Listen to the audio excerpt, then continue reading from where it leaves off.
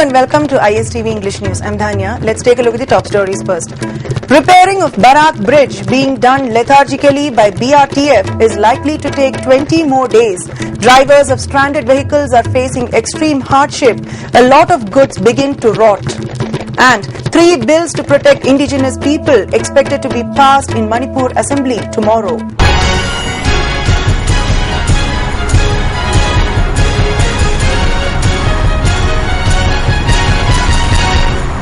The news in detail.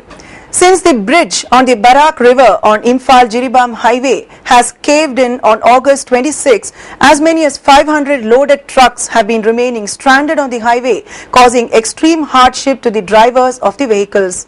A lot of goods such as vegetables, fish and other edible items brought from other states have begun to decay in the trucks. Civil Junior Engineer of BRTF 83 RCC Chand Shankar said it will take more than 20 days in restoring the bridge to its previous position in which the trucks can cross. It may be recalled people started using the new bridge from November last year. Though there is restriction that a truck cannot carry more than 24 tons, as there is no authority of the state government at the bridge to check the weight of the loads that the trucks carry, the vehicles always carry more than the maximum weight allowed. Thus, the condition of the bridge worsened day by day. The bridge subsided when a truck carrying 42 tons of cement started crossing it. As the upper part of the bridge is to be rebuilt, it will take more than 20 days, the junior engineer said. इसके बारे में क्या बताना, जो हम लोग को कोशिश है तो कर ही जाऊंगा, जितना जल्दी हो सकता करूंगा। कितने दिन लगेगा? तो 15 दिन तो लगभग लग ही जाएगा, उससे पहले हो जाएगा तो हो जाएगा। ओवरलोड नहीं आएगा तो ब्रिज से कुछ भी नहीं होगा। हाँ, ओवरलोड की वजह से होगा ही होगा, ये कंटिन्यू होते रहेगा, ओवरलोड आएगा तो। हाँ, ठीक है। और ये जितना उसका मैक्सिमम उसका लोड कैपेसिटी है वैसे लेकर आएगा तो ब्रिज का कुछ नहीं होगा। On the other hand, one of the drivers facing great difficulties on the highway said that this is not the first time the drivers have to spend more than 5 days on the road as the bridge remained impassable. This happens every rainy season. The previous condition of the bridge was also such that even Tata DI could not pass. Even more than 5 days now, the government has not bothered to look into the situation.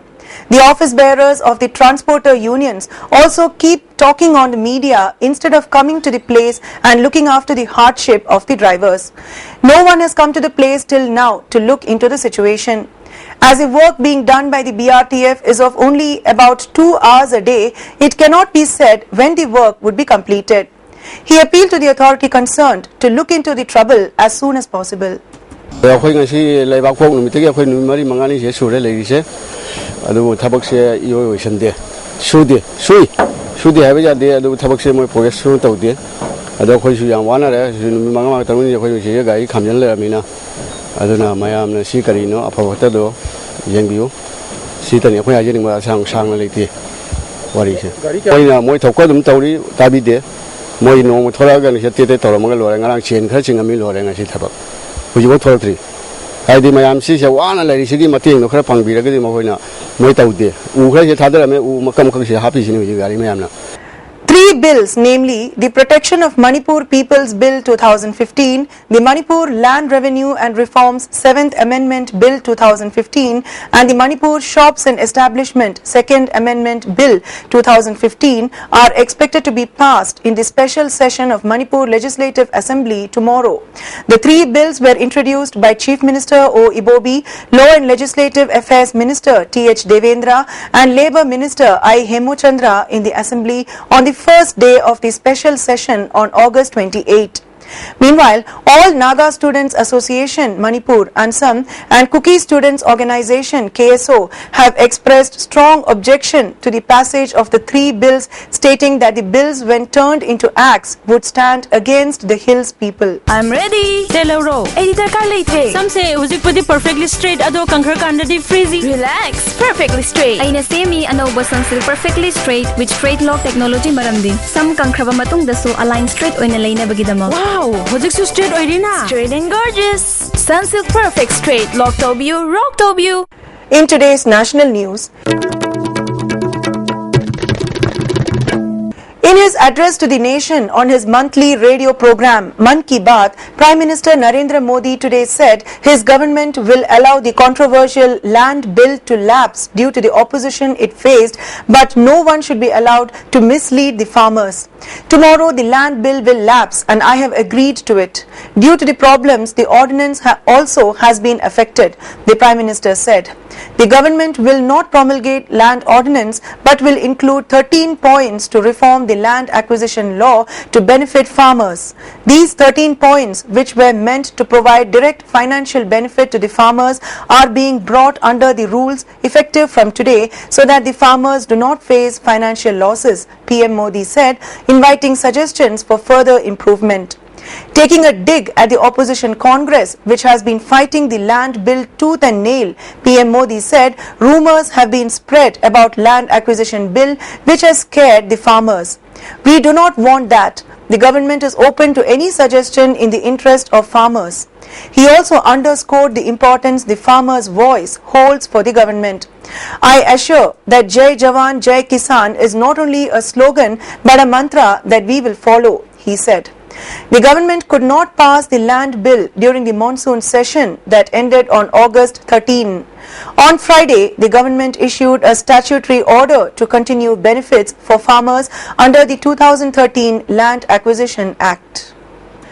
The Janata Dal United Rashtriya Janata Dal Congress partnership is holding the mega Swabhiman rally in Patna today.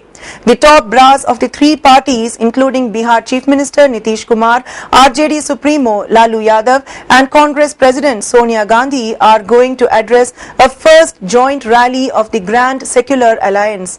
Bihar Chief Minister Nitish Kumar and RJD Chief Lalu Prasad are organizing the rally at Patna's historic Gandhi Maidan in an apparent move to project a united face of the alliance. Gandhi will return to Delhi after addressing the rally. Leader of opposition in the Rajya Sabha, Ghulam Nabi Azad, and Party General Secretary and in charge of Bihar Affairs, CP Joshi, are also there.